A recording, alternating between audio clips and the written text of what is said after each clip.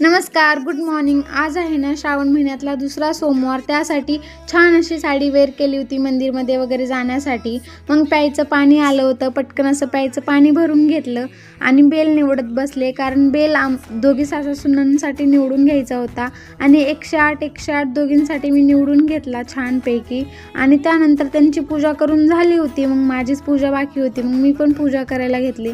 आता आम्ही घरची पूजा आवरून मंदिरात जाणार होतो, त्यामुळे आमचं हे सकाळी सकाळी लवकरच चाललं होतं.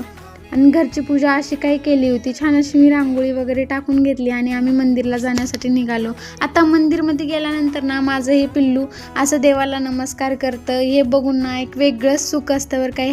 हे आपण न सांगता केल्यानंतर खूप छान आणि खूप आनंद होतो, असं मुलं ॲटोमॅटिकच शिकतात. तर त्यानंतर असं महादेव मंदिरमध्ये एवढी गर्दी होती आणि तरी आम्ही असंच एका पायावर उभं राहून अशी पूजा केली.